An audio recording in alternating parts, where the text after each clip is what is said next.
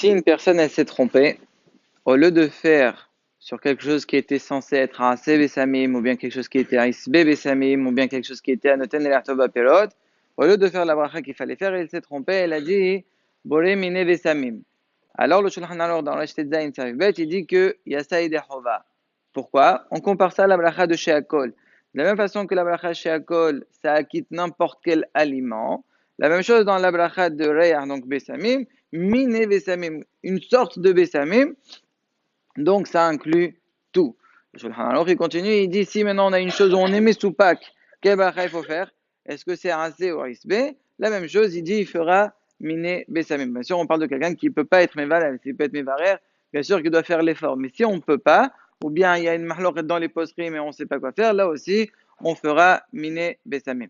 Maintenant, Mahadine, si quelqu'un il s'est trompé et il a fait chez Akon Yabidaro au lieu de faire de la bracha qu'il fallait faire, est-ce qu'on dit bah, ça ressemble à ce qu'on vient de dire que chez Akol, ça inclut tout ou pas? Le Magen Giborim, il dit non. Le Magen Giborim, il dit si quelqu'un il a fait chez Akol sur qu'une chose qu'il fallait faire la bracha de Léa, il n'est pas quitte. Pourquoi? Pourquoi on ne compare pas ça à chez Akol?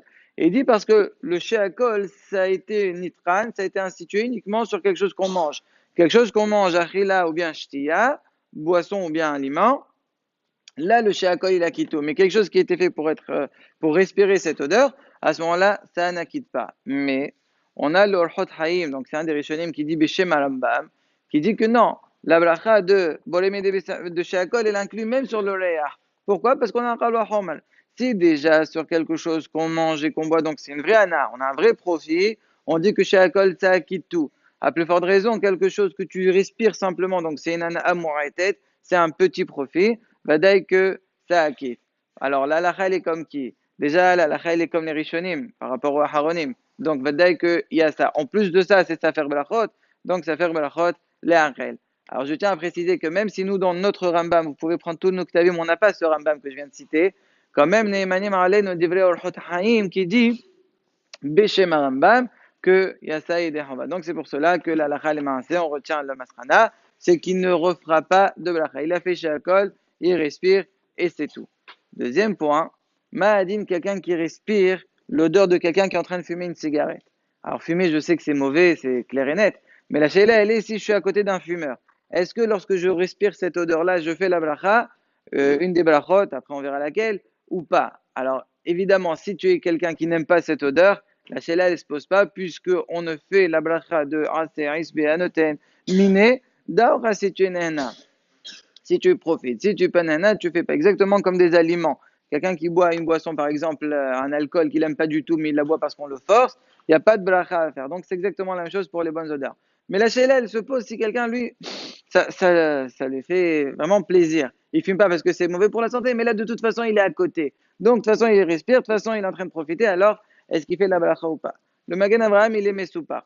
Il est resté Bessafer, est-ce qu'il y a une bracha à faire ou pas? Mais, les autres Aharonim, ils sont tous arrivés à la Masrana qu'il ne fera pas de bracha. Pourquoi? Il y a deux raisons. Chacune seule déjà suffit, mais quand il y en a deux. La première, c'est quoi? C'est que la cigarette, quand elle a été fabriquée, elle a été faite pour quoi? Pour être vendue, pour être fumée. Elle est faite pour que les gens y fument et grâce à ça, ça leur fait gagner de l'argent. Personne, il achète une cigarette pour respirer l'odeur. Personne ne fabrique une cigarette pour respirer l'odeur. Donc, puisque c'est pas Naasa le retenez bien cette halakha parce qu'elle va nous servir dans la suite des halakhot. C'est dans Siman Reshut Zain Saif Bet, le Shulchan Aruch dit, on ne fait la bracha des Bessamim uniquement Na'asu le'ariyah. Si seulement ils ont été faits, ils ont été créés par Hachem, ils ont été faits uniquement pour respirer son odeur. Mais si ça n'a pas été fait pour ça, même si accessoirement tu as une odeur, à ce moment-là, tu ne feras pas la bracha. Donc, la cigarette, on a résolu le problème, il ne fait pas. Deuxième raison qui est encore beaucoup plus forte, c'est que on a étudié dans Maser de Achos d'Afla Medhe que si quelqu'un il boit du Shemen Zait, quelqu'un qui prend de l'huile d'olive, il commence à le boire sans rien, direct. Est-ce qu'il fait une bracha ou pas? La Gemara, elle dit dans Brachot qu'il fera aucune bracha. Pourquoi? C'est sûr de profiter maintenant la mazé sans bracha. Là, ça s'appelle pas profiter, ça s'appelle tu te causes un dommage. L'huile d'olive sans rien, il est mazir. La Gemara dit qu'il ramène la maladie du holkous. Donc, puisque c'est quelque chose qui est magique, on ne fait pas de bracha. On ne peut pas remercier Hachem sur quelque chose qui va nous abîmer notre santé. C'est la même chose pour la cigarette. Quelqu'un qui fume, quelqu'un qui respire l'odeur, la cigarette de quelqu'un qui est en train de fumer, même si lui ne fume pas, donc ça s'appelle un fumeur passif, malgré ça, il faut savoir que c'est mazir, ça lui fait du mal pour sa santé. Donc, étant donné que c'est mazir, on peut te mettre des messages chez Menzaïd, bien que c'est là-bas, c'est la khila, ici c'est rien, ça change rien. Quelque chose qui endommage, on ne fera pas de bracha. Donc, masrana, quelqu'un qui est à côté d'un fumeur, il ne fera aucune bracha. Demain, Bezat Hashem, on étudiera le sujet, quelqu'un qui respire l'odeur d'un etrog pendant les jours de Sukkot, est-ce qu'il a le droit de respirer cette odeur ou pas? Et si oui, est-ce qu'on fait une bracha ou pas?